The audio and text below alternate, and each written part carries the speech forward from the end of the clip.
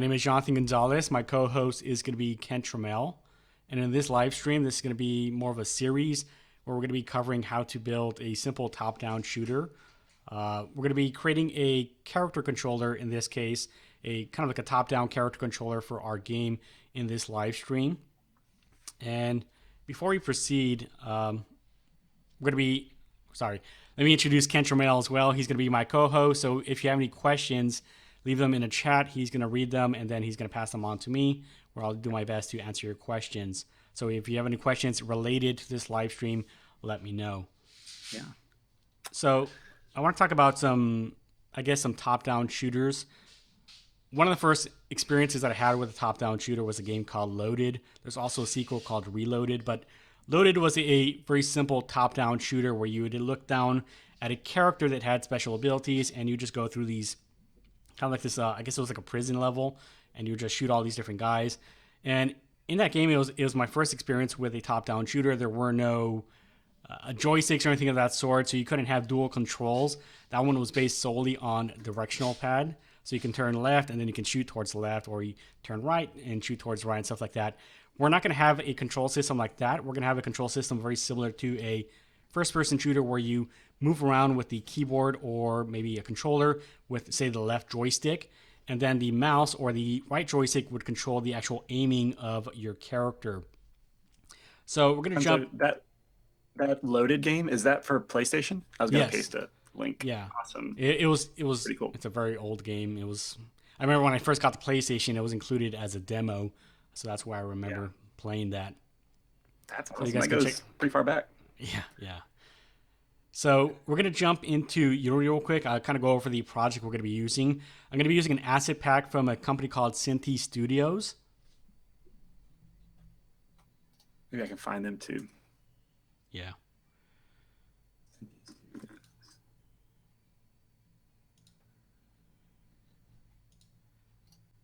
So did you connect this into Halloween and why that was appropriate? This particular project was appropriate?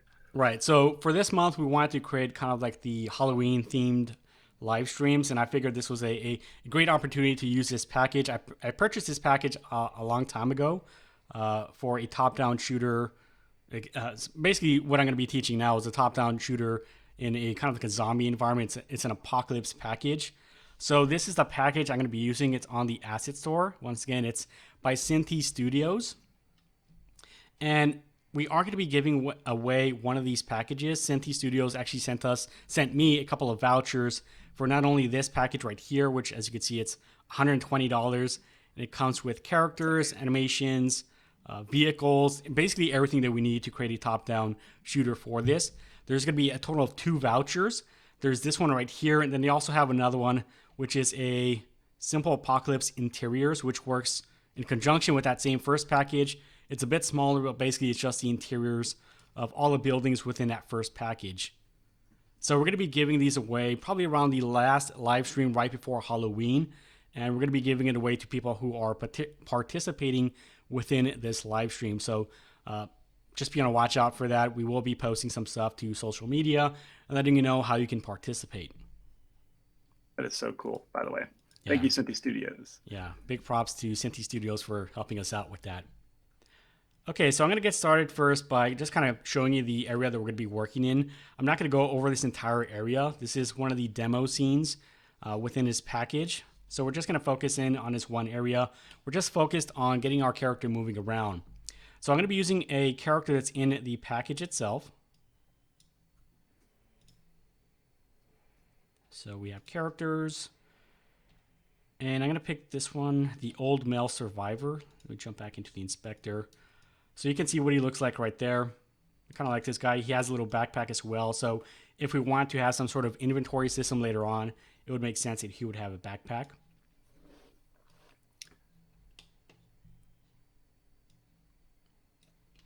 So Gonzo, help me understand exactly, like, this scene that you opened, is that what the pack is? It's just like a Unity scene and has all this stuff built in, project files set up, or did you do that yourself? No, so in this package, in the Simple Apocalypse, there's a folder called Demo. And if let me go and save this real quick so I don't overwrite what I have. So we have the SA demo, and it's basically the same scene that we have in here. Hmm. So all I did was just open up that scene, and then Okay. I saved the version of that scene. There's also Got it. one with demo characters, so you can see all the characters that are in there. Very nice. Yeah, so if you want to start off with a pre-built scene of the city, that's included with this package. That is, wow, that's awesome. Yeah. Okay, so let's go back to our scene. Focus in on my character here. Okay, so this character already comes with a animator applied, and he has a controller, but this controller is actually pretty complex. If we take a look at this, this is just, you can see how many layers we have here. So this is for different types of animations. We have different types of weapons we can use and all that kind of stuff. We're going to start off, we're going to keep this more beginner friendly. So I'm going to be just creating the movement, and I'm going to be creating this from scratch myself.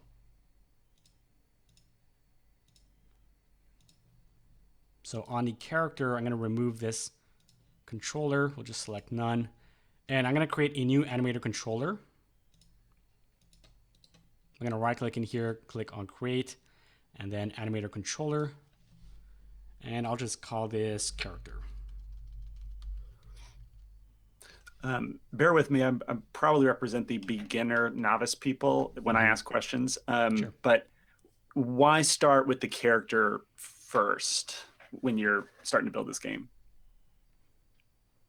I guess it's going to be the thing that you're going to be using to actually interact with your environment. If you don't have an actual player to work with, it's kind of hard to, I guess, interact with other objects. I would assume, for me, I always start off with the player because then we can walk around, and it's a great way to interact with your environment before you start adding in other things, because those other things may change based on how your player character is working or coming along. That makes complete sense. So, okay, so we're going to start off by creating the animations for this character. And actually, the animations are included with this package, but I'm going to be duplicating some animations and reusing them because we're going to be building a 2D blend tree, which will allow us to move in any single direction.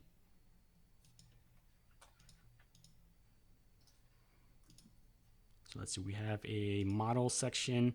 There should be an animation section in here. Here we go. So this package comes with a ton of different animations. So we have animations IK, melee, static, and then avatar. We're just going to use the default animation section at the top here. So all the animations for these characters, including the zombie characters, which are included with this pack, contain humanoid animations, which is going to be ideal for us because we are going to be using upper body IK to have him look in the direction that we want to look in based off either the mouse movement or, say, if you're using a joystick, the joystick movement. So I'm going to have one animation, which is going to be our idle state, and then we're going to have a few different running states. Now we could have, say, a walking state and a running state. I want to keep this simple, so I want to just use running animations. So these animations look a bit weird.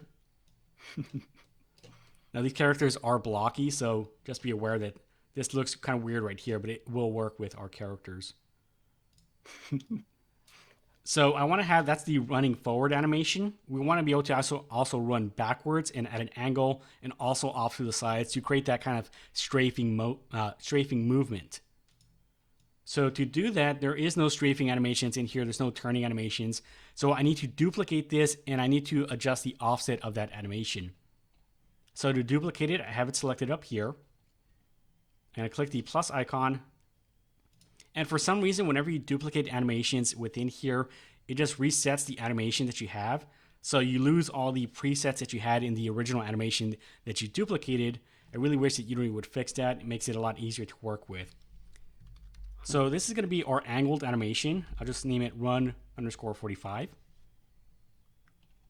And also, before I forget, let's also make sure that these are set to looping.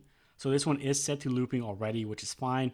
We need to do the same thing for all the animations I'm going to be duplicating. Now, and here's one of the issues as well. You can see that it's basically one entire animation clip. So we need to go back up to the very top and then take a look at the start and end points. So these are the specific keyframes for that animation. This is 82 to 99.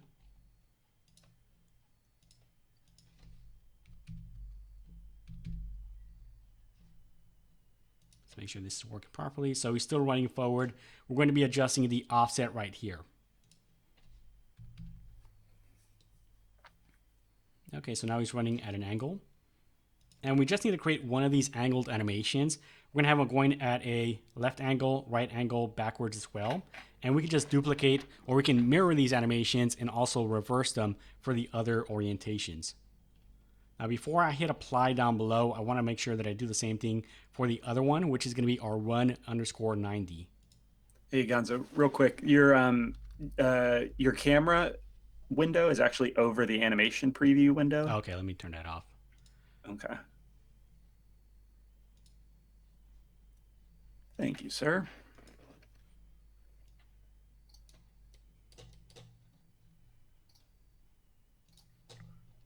Okay, so here once again, we have our running animation. We'll set that to run_90. Basically the same thing as before. We'll loop this, and it's going to have the same keyframe, so 82 to 99.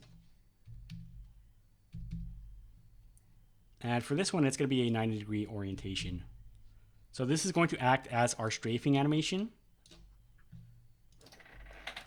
So this way would be forward, this way would be left and right.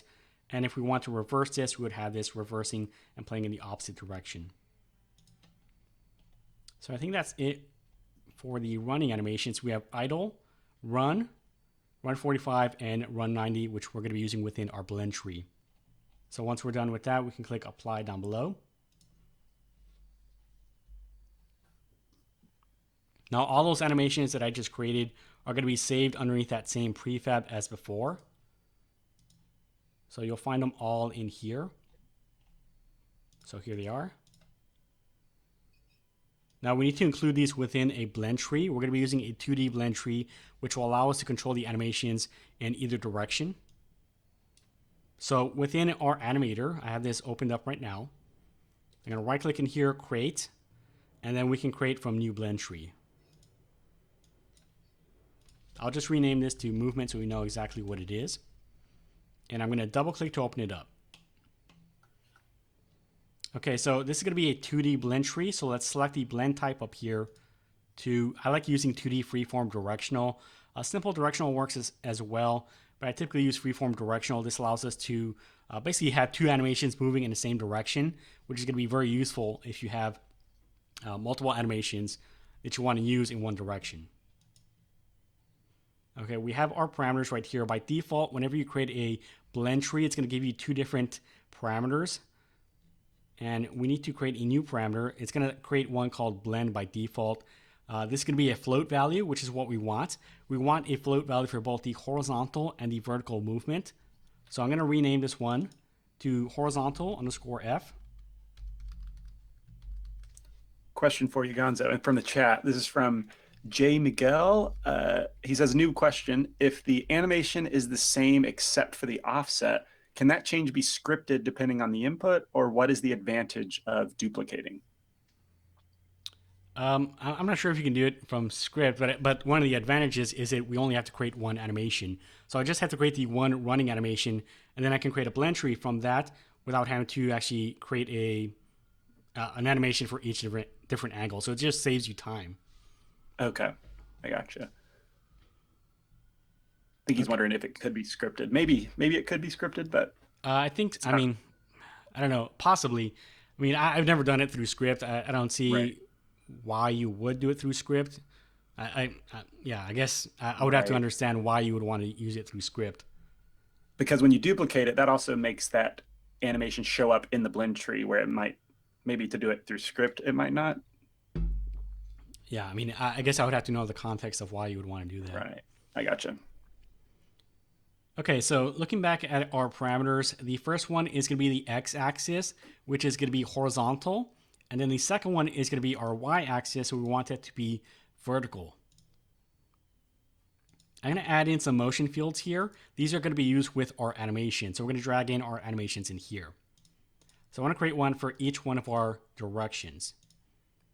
So I believe we're going to have, let's see, 1, 2, 3, 4, 5, 6, 7, 8 animations. So I'll be adding these in as needed. So the first one is going to be our idle state. And we're going to have the position X and Y at 0 for the idle state, meaning we're not moving. So I'm dragging in the idle state, and that's going to be right in the center. So once again, if we're not moving our joystick or we're not moving around with our keyboard and mouse, it's going to be at 0 and 0 here. Next, we need our running forward. So that's just going to be our run animation. And for that one, we want to be moving forward. So think of this as kind of like our top-down character. He's right in the middle. So if we want to run forward, that little diamond, that little animation is going to be right up here. So that's going to be a +1 for the y-axis. And we can start to preview this. So this little red dot can be moved around. And if you hit play down below here, right now he's in the idle state. You kind of see his little feet moving forward slightly because it's not perfectly centered up. But if I move this forward, he starts running. And we're blending between these two different states. Now you can also adjust that from here as well. So we're going to be adjusting these values right here, these parameters through script. Okay, so we have our run forward. Let's also do one for running backward, which will be down below. And we're going to be using the same animation for this. So we'll reset this to 0. And this time it's going to be a -1. Now, since this is going to be an animation running backward, we need to reverse that forward running animation. So to do that, we have to do is adjust this value right here. This is our timing value. And we can adjust this by setting it to a negative value. So once again, we can preview this. And it looks like he's still... Oh, I'm looking at the wrong one. Wait, hold on. I adjusted the wrong one, rather.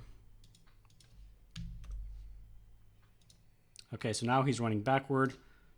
And in this case, you probably would want to create a running backward animation. He still has that kind of forward lean with this animation, but for our purposes, this will work just fine. That's pretty cool. Okay, so now we need to create these strafing motions. Now for these animations, we're going to be using the run 90. So I'm going to drag both these in. I'm going to pause this. And we're going to have one that's going along the positive direction and the negative direction along the x-axis. So this one would be, I believe the run 90 was originally set up for going right.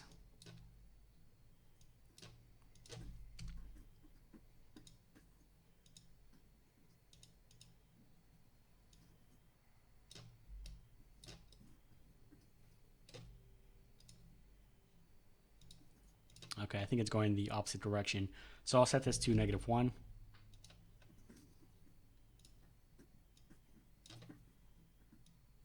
Okay, so that's the forward state. There we go. So that's going to be our -1 along the x-axis. So he's going to start running towards the left. And the other one is going to be a +1, 0 for the y.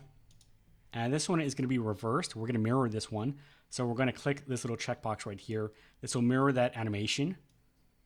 So now he's going to move in the opposite direction.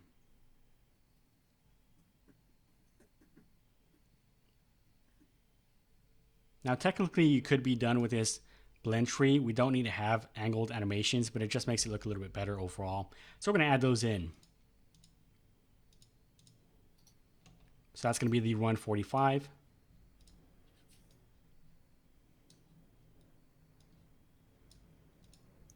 Okay, and these are a little bit weird in terms of what the position X and position Y would be. I'm going to select this one.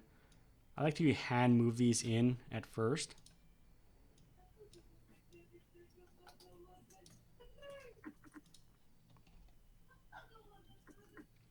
Okay, so this one, I'm going to go with a -0.6. Typically, that's what I use for these types of animations.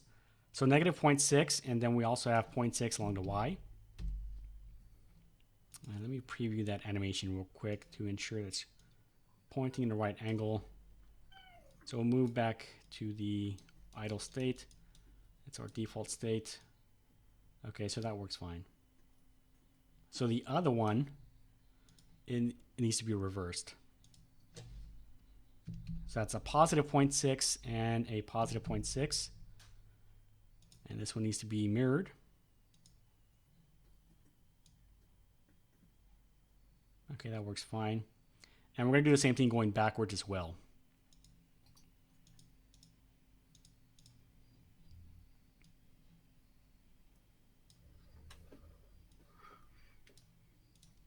And basically we're going to have the same values as up above, except we're now going to go into a negative y and a negative x as well. It's looking pretty good, coming along quickly too. Yeah. It's just a bit tedious adding these in. Right. Let me see.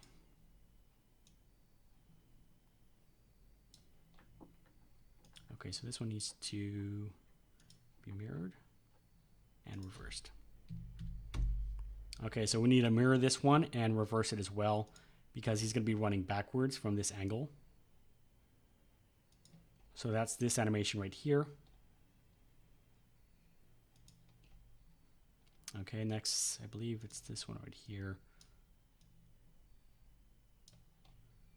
And that's going to be a negative 0.6, and actually that's a positive 0.6 for the x-axis and a negative 0.6 for the y. And this one is also going to be reversed. Okay, so basically what you can see here is we have almost kind of like the shape of a joystick. So if you're to think of this as a joystick, any direction that you move in, that's the animation that's going to be played.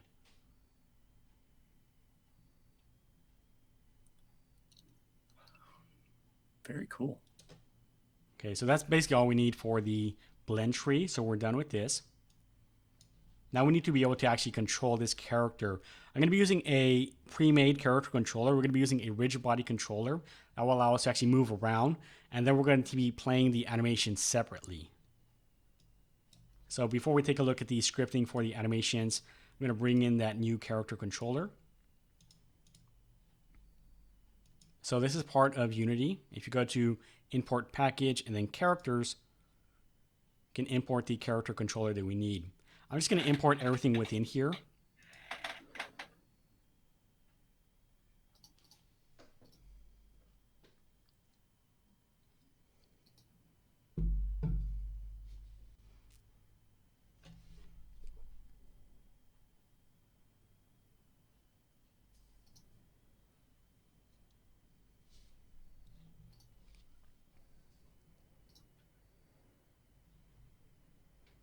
Okay, so within here, I'm going to be using a rigid body controller. So we have the first person character, and then we have the FPS controller and the rigid body FPS controller. The FPS controller contains much more than we need, so we just need the rigid body FPS controller. And the reason why we're using this is because it's quite simple to use. We can easily modify this for what we need. We're not going to have any kind of complex movements with our top-down character. So I'm going to jump back into my scene. And I'm going to drag in the rigid body FPS controller. This contains a camera as well. So since we have a camera on this character, I'm going to remove the one that's already in here. That way we're just looking out of the camera from the rigid body FPS controller. Okay, that's looking good so far. What I'm going to do is I'm going to parent the character here to the rigid body controller. So I'll just drag them underneath. And I think we need to increase the size of that collider. I'm just going to rotate this guy so he's facing the same direction.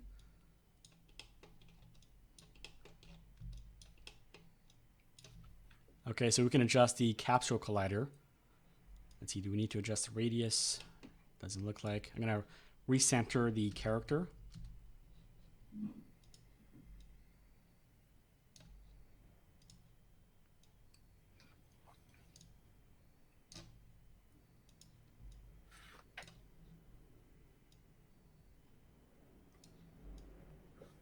Okay, so I'm increasing the height of the capsule collider.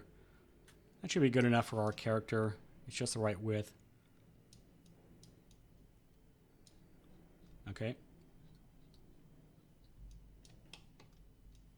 Let's make sure he's not stuck in the ground, so I'll just move him up slightly. And I can start testing this out without any kind of animations. So I can move around, and right now the camera is kind of stuck inside the character. But you can see we can move around, and this has most of the controls that we need for a top-down shooter. But we need to move the camera up a bit. So we need to actually be looking down on our character. So I'm going to take the camera here, And I want to place this outside. And note, I still have the main camera selected, or the main camera is still a child of the controller.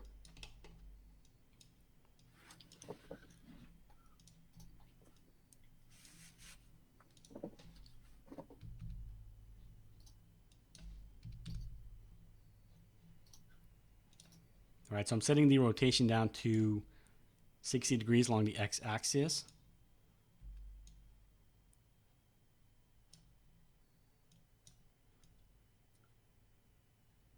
And I think about right there will be fine. I want to have some visibility in front of the character so we're not just kind of running into enemy characters later on because we can't see them. So this is really up to you how you want to adjust the camera to view in your top-down shooter. I think I'm going to stick with that for now. Now on the controller itself, if we quickly play this again, you can see I can still look up and down. So the camera can still look up and down. In this case, I want the camera to be fixed. Everything else works just fine, but I want the camera to be fixed so I can't look up and down. So we can do this in our movement settings. We're going to get our play mode. Actually, in the mouse look settings, we have the minimum X and maximum X right here. I just need to set that to the same rotation as what we have for the camera. So that's going to be 60 and 60. Once again, we'll give this a quick try. So now if I try to move up and down, you can see it doesn't move up and down. Now it looks like he's a little too close to the edge of the camera. So I'm going to adjust that a bit.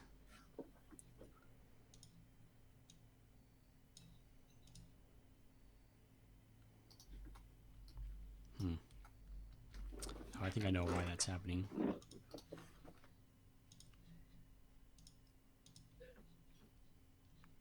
Okay, before I hit play again, I'm going to make more adjustments to this. So the forward speed is set to 8. You can see we have different speeds. This is typically used if we had a walking motion and a running motion. In this case, I want these speeds to be all the same. So I'm just going to set these all to 8. The run multiplier, we're not going to have any kind of running. So with this character controller or this rigid body controller anyways, we have the option to hold down shift, left shift, and then we can start running. That will then multiply the running speed or the walking speed by 2. In this case, we're not going to have that, so I'll just set this down to 1. So even if we press left shift, it's just going to keep at the same speed. We're not going to have any kind of jumping, so I'll set that down to 0. The X and Y sensitivity, I'll just leave at 2 for now. We're not going to be using the, I believe, X sensitivity at all, but I'll just leave that as is. We don't need to adjust that. And everything else is going to be kept the same.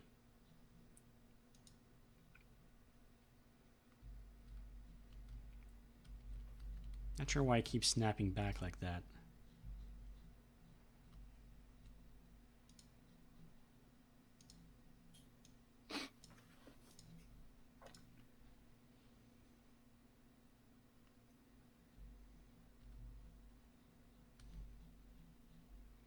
Looks like a parenting thing a little bit. Yeah, well, I moved the character forward a bit. I'm going to reset that.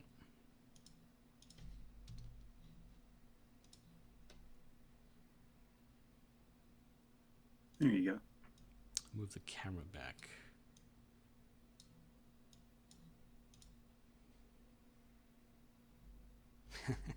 Wow, okay. Figured it out. No, I'm not entirely sure why it keeps snapping back like that, but I think it has something to do with the animation. So we're going to be taking a look at the animations next. We're going to assign the animator controller to the animator component of this character. So I'm going to drag in the character controller, which is called character. Okay, I'm not going to have apply root motion. Since we're going to be moving around based on the rigid body controller, I don't want to have the animations controlling the movement of this character. Now, right now, the idle animation is going to be playing when I hit play. That's going to be our default state. So there he is. He's playing that animation. Once again, he's snapping back. That's fine. We can take a look at this in the scene view. So he's just playing the default idle animation. When we start moving forward, left and right, we want to play the different animations based on the direction that we're moving in. So we need to create a script for controlling that. So in my scripts folder, I'm going to create a new C# script. And I'll just call this animation controller.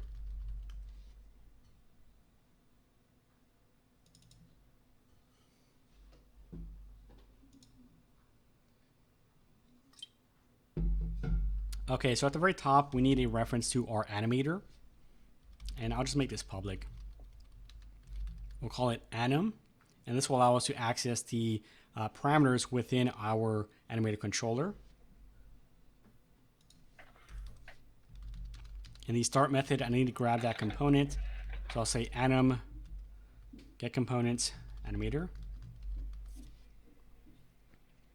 Now, within our update method, we could actually create a separate method for movement, but we could also include it within our update. We need to continually update to see if we're pressing a specific button. So in this case, that's going to be the WASD keys. That's going to allow us to then play an animation for running in that specific direction.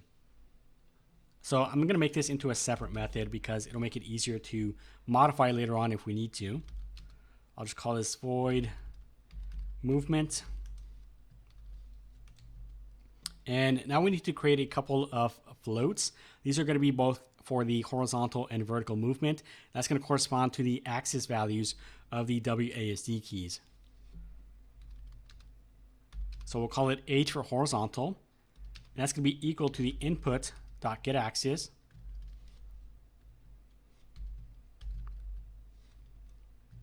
And this one is going to be horizontal. Okay, so this name right here comes from the input manager. So if you guys are wondering where you can find these, it's going to be found in the input manager. This is case sensitive, so if you do change this or if you misspell this, it is going to basically not work. So that's our horizontal movement. We'll do the same thing for the vertical. And this one is going to be vertical. Okay, so whenever we're pressing the W key, that's going to be vertical. So this value right here is going to go up. It's going to go between 0 and 1. We then want that to be applied to our animator. So we'll say anim dot set float. And we want to pass in the value that we have from these two right here, in which case that's going to be the H and V. And we want to pass that into our parameters. So the first one is going to be horizontal. I believe it was underscore F. And we're going to set that equal to H. So the first one is going to be the parameter that we want to use. And the second one is going to be the value that we're passing to it. We'll do the same thing for the vertical.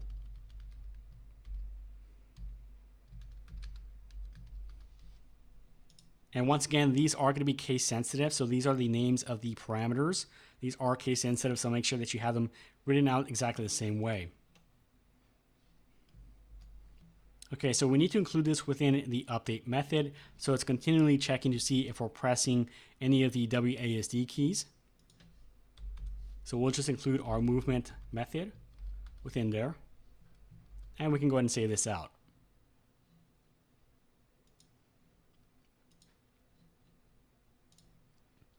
Now, since we're using getComponent within our script, I'm going to apply the script directly to the character itself, which has the animator. Okay, so this should be populated once we hit play.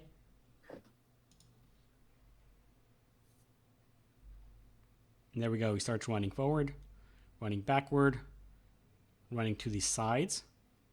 And we're going to be adjusting the direction in which he is facing when he's running to the left or the right. We're going to be using IK for that. And you can see I can move around with my mouse as well. And he's going to run in that direction.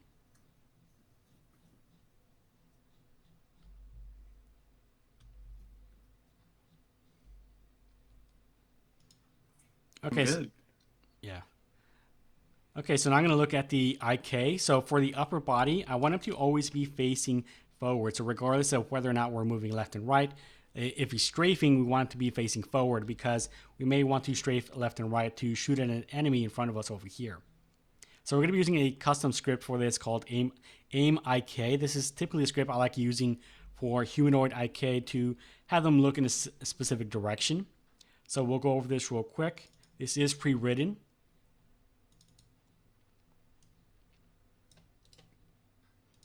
Okay, so at the very top, I have a public transform. This is going to be the object that he's going to be facing. So we're going to have a empty game object in front of our character at all times. And this is what's going to be used to allow him to actually look in a specific direction. So we need a transform for that, and I've called it IK reference. I set it to null to start off with, just in case we don't have one. We just set this to null. We have a vector3 target. We'll be using that down below. Then we have an animator. We need a reference to our animator so we can use the IK features of this character. And down below that, we have a number of different float values. These are going to be the weight values. So if we adjust the weight of the IK, this will allow us to adjust how much influence that IK has on the character. So with a value of 0, meaning he's not going to have any kind of IK applied to him. With a value of 1, it's going to be maximized. So I've used a range attribute for that, so we can have a slider in our inspector between 0 and 1. The first one right here is kind of like an adjustment called aim weight. Actually, that's the aim adjustment down below. Aim weight is going to allow us to adjust the IK on a specific layer. Aim adjustment is going to be used if, say for example, our character is looking up a little bit too high up or a little bit too low. We can use the aim adjustment to further tweak that. We have body weight, head weight, eyes weight, and clamp weight.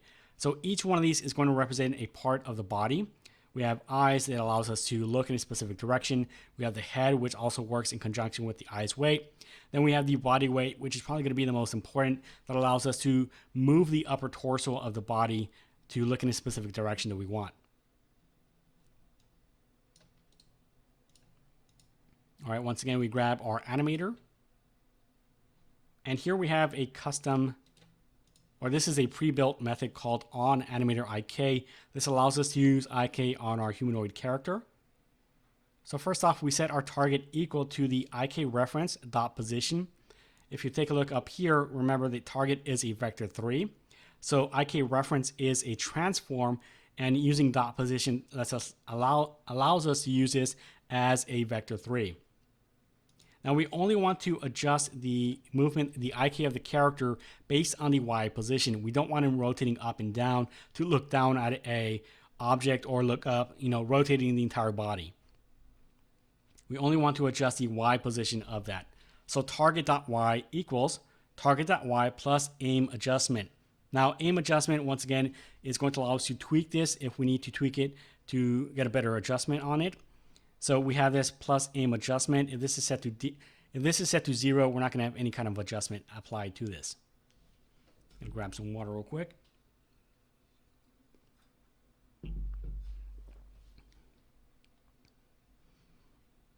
Okay, so next we have set look at position. This is pretty self-explanatory, but basically it's saying, hey, I want you to look at a specific position. What do we want to look at? Well, I want to look at the target that we've already specified up here. Then we have a weight associated with that. So once again, a higher weight means we're going to influence the IK of that character further. If we have this set to 0, meaning it's going to have no influence at all. So what do we want to influence? If I just rewrite this out again, I'm just going to copy this. We have a float weight, and here we have one for the aim weight, body weight, head weight, eyes weight, and clamp weight. So the first one is going to be the weight of the IK layer in general. Next, we have the body weight, and if we just kind of keep going through these, you can see that we have them all pre-filled.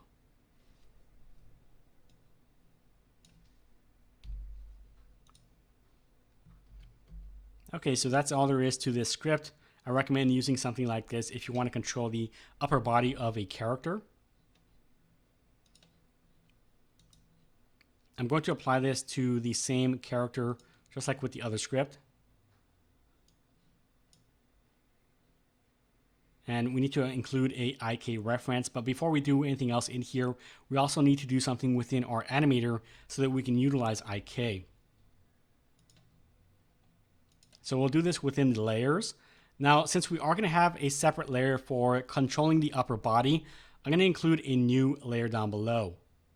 So to do that, we're going to click the plus icon here, and I'll just call this movement. And this is going to be using a mask as well. So the upper body is going to be controlled with different animations. We're going to be covering that in a separate live stream, but we can start off with the process in this live stream by using a mask. So I want the lower body to be affected with the running animation. So regardless of which way we're facing, he's still going to be playing the default animation for his legs. I'm going to create a animator mask.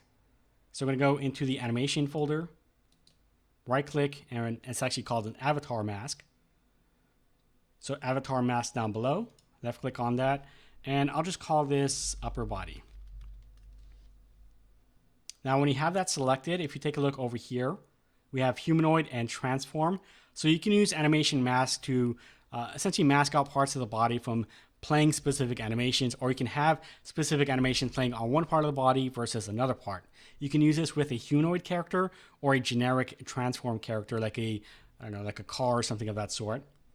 Now, since we have a humanoid, I can select this, and this gives us this nice little visual here. Now, I actually want to mask out the lower body here.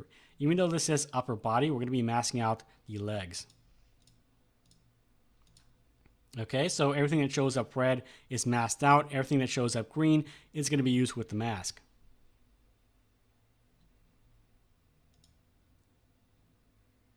Now we go back into the movement layer. Notice that we have this little line right here. This one is kind of empty. That is going to be our weight. So I'm going to set this up to 1, meaning we can use this layer with full weight. We need to include our mask. The blending is going to be set to override, and we need to enable IK pass. This will allow us to use the IK with this character. Now we are going to have an animation in here in a moment, but first let's go and give this a quick test.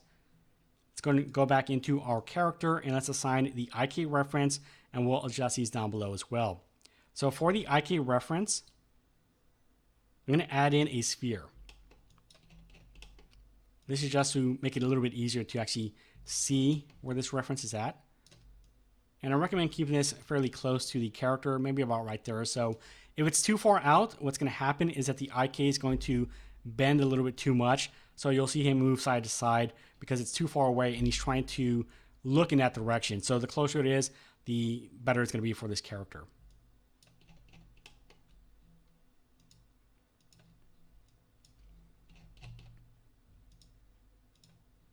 Okay, so the sphere is going to be for the IK reference, and it looks like I made it a child of the character. I'll move this out.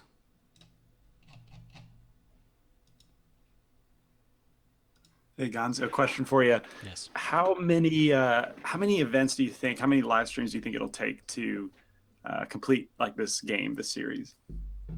Oh, I don't know. It depends how big it is. I would say maybe 10. Okay, cool. So, yeah. It really depends on how complex you want to get it, because we could, right now I have it set up so that in the next live stream we're going to be going over weapons, we're going to have enemy characters, and then we'll probably cover like a simple inventory, and then after that we can have it open-ended to create more stuff with it. Yeah, that's awesome. We have another question for you from Jay Miguel, and he's asking, what is a mask? And he's kind of clarifies, is that to block what moves and what doesn't move? Yes, basically that's what it is. So if we take a look at our character here, this character is going to have animations playing over the entire body right now. So when he's moving left and right, running around, he's going to be playing a running animation, which is a full body animation. If we use a mask, we're going to need to use mask later on when we have upper body animations for specific weapons. So whenever you're playing like a first-person shooter or any type of game where you can move and play two different types of animations, you're going to be using a mask. So for the upper body, we would mask this out and we would say, I want a different animation to play up here. Maybe he's holding a shotgun, maybe he's holding a pistol, and we want to play specific animations for the upper body, but we also want to be able to actually run around as well. So that's what masking is going to do for us.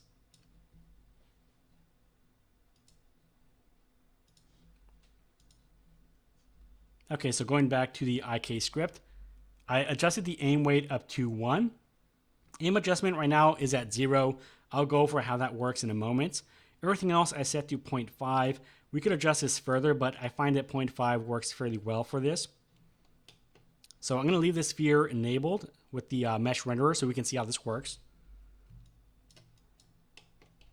Once again, I have IK enabled on this second layer right here, which will allow us to use IK. And it looks like that sphere is off slightly. But you can kind of see, it's a little bit hard to see from the game view, but you can see that in our scene view, he's looking at that sphere, even if we're moving left and right. So we can actually move around in a circle if we're shooting someone in the middle of that circle.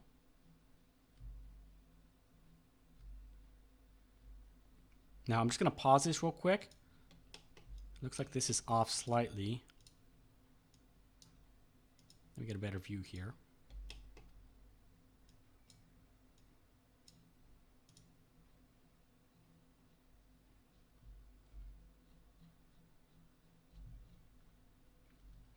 Okay, so let's take a look at that aim adjustment. What I'll do is I'll take a look at this from the scene view. So you can kind of see that he does this kind of weird lean thing.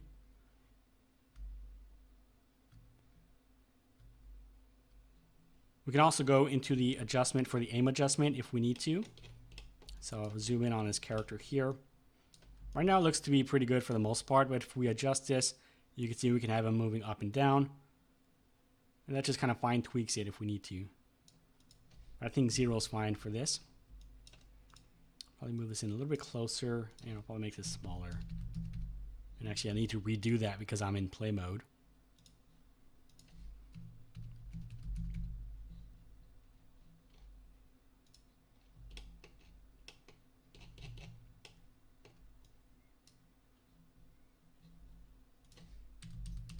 Gonzo, we have a question or a clarification from Coco0. I think that in the upper body you masked the legs. So why is it on the movement animation?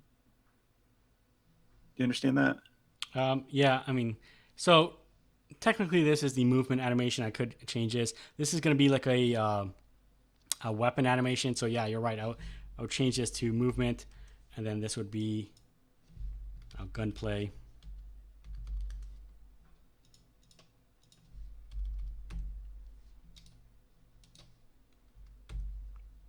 So we're going to be using this second layer a little bit more in depth in subsequent live streams, but the Gotcha. general movement is going to be for that first layer. He's right. Gotcha. Looks like my character is off slightly from the rigid body controller.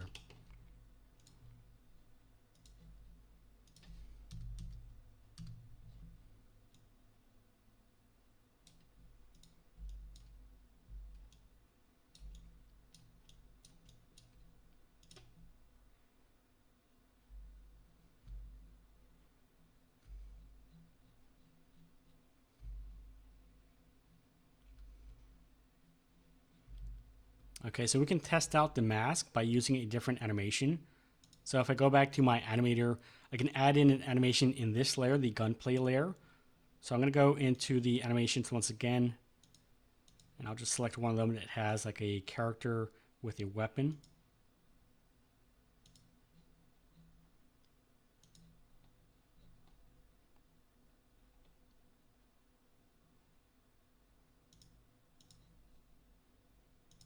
Let's see, the handgun idle. I think that'll work fine.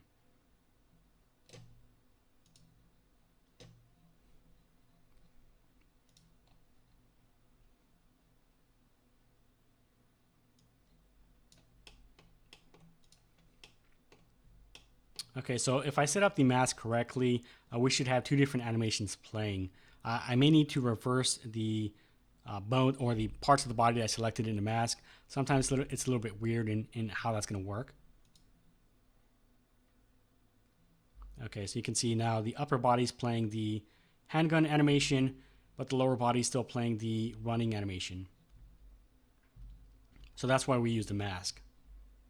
If I were to go back in here and then remove that mask and hit play once again, you can see that we only play one of these animations. That's going to be the top one that we had for the gunplay.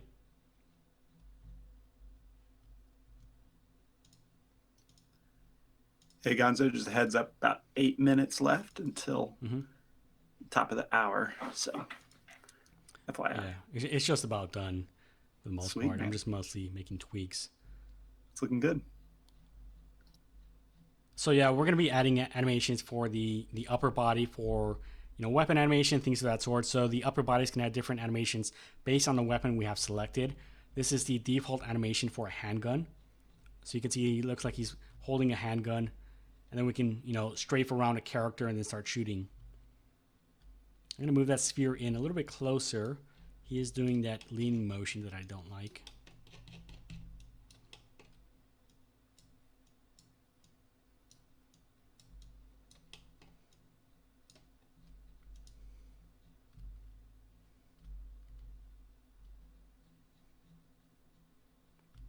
Okay, I think that looks fine for the most part. It's really just about tweaking this as much as possible.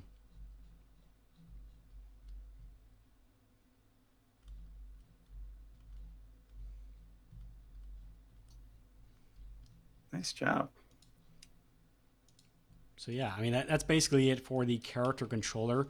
Obviously, you could polish this up quite a bit to be a lot better overall, but we've used the pre-made character controller, which is a rigid body controller, and we've gone over how to utilize the blend tree to basically create movement in all directions with just one animation.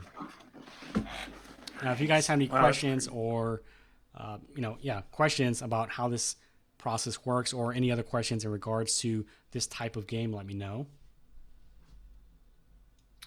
we just got one from Coco. Is there a tutorial on CG Cookie about creating characters that can be used with IK? Yeah, so there's a Mechanism rigged animation. I forget the exact name of it, but it's a Mechanism rigged animations course. And in there, I go over using IK. It's a bit more simple in terms of the IK I'm using, but it's the same concepts that I'm using in here. You said it's Mech NM. Yeah.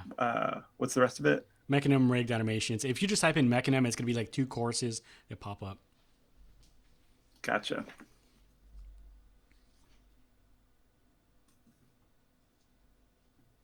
There it is.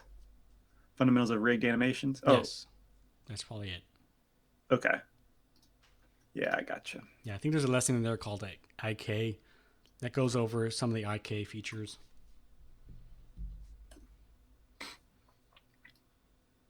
It's kind of a bummer that the chat doesn't automatically make a URL a link. Yeah. But maybe we can get Nick on that. Yeah. So I noticed that the camera in this version that you ended on doesn't. You still don't see quite all of the character. Mm-hmm. Is that pretty common in this genre of game, or I don't know? Part of me just wants to be able to see all the character in his animated you're talking glory. about, yeah. So, yeah, if you take I mean, I'm kind of actually somewhere in between a third person shooter and a top down shooter. Usually in top down shooters, it's just directly above him.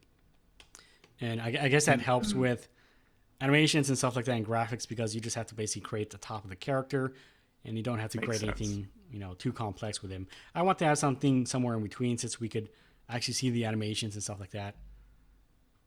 Gotcha. Makes sense. I don't think I've ever played a top-down zombie shooter like this. I'm missing out, I feel like. Yeah, I mean, Loaded was probably the last top down shooter that I played. Oh, wow. So yeah, I haven't seen. I mean, I'm sure there are plenty of them out there. I haven't seen any modern ones that would, pique my interest. Right. It seems like pretty popular on mobile platforms, cell Yeah, phones, yeah, and things like that. yeah. And something like this could actually be used for mobile as well. So you would have like the Yeah. two dual joysticks.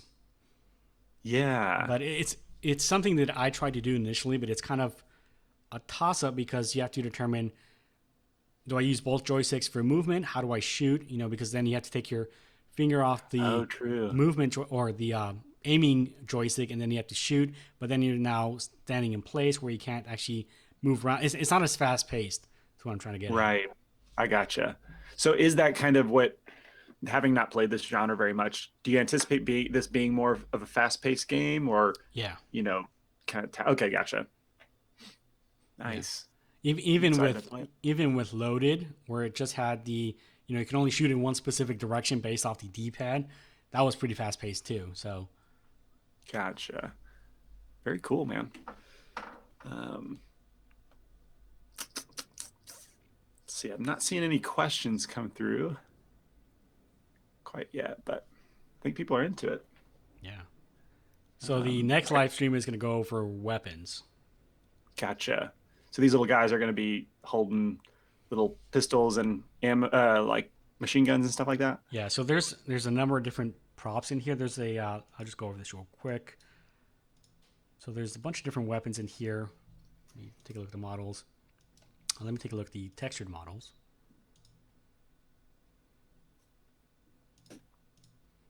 So there's all these kind of like low poly little weapons. There's actually quite a bit in here, and there's like Wow. weapon attachments, which would be kind of cool to teach. Like you can Um, purchase attachments and stuff like that. Oh wow, and upgrade your weapons. Yeah, That is pretty sweet. yeah. This pack is definitely worth buying if you're looking to create something like this. But maybe you'll be one of the lucky ones and you'll win this package. Yeah, nice. So what's like the theme of this pack? I mean, obviously it looks like some sort of cubism, almost Minecraft. Is that too much of a stretch? Yeah, kind of, sort of. I mean, they make a lot of like Cinti. If I go back to their store, they make a lot of these like simple environments. So if we take a look through their stuff, they've done a lot of like low poly stuff. That's mostly what they're known for. Oh yeah, So they have like one is like a gotcha. simple military base, simple dungeon, stuff like that. They also have some newer ones that are more they're higher poly, like this city pack, and these are pretty popular as well. So Yeah, yeah, these are definitely a lot of fun to use. gotcha. Coco sent a YouTube link of a real life top-down shooter, which is pretty interesting.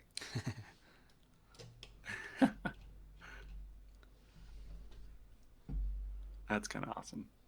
Omar says, I really like watching Gonzo work. It's a shame I don't understand much, but very eager to learn. I Yeah, kind of agree with him. I end up just being really quiet and like watching just kind of a master do his thing, sort of. That's what it yeah. I feels mean, like. that's kind of one of the things that I kind of worry about. It's like I'm going through all this and I don't hear anything. It's like, I wonder if people are getting lost in what I'm doing because I know I can work kind of fast, but I want people to be able to understand this and feel comfortable that they can actually achieve this stuff as well. That's why a lot of the stuff that I used was pre-built and stuff like that. Right. Yeah, nah, I thought it was great. Cool, man. Well, it's 4 o'clock my time now. So I don't see any more questions. Maybe we can call it a day. All right, guys. Well, I hope you enjoyed that live stream.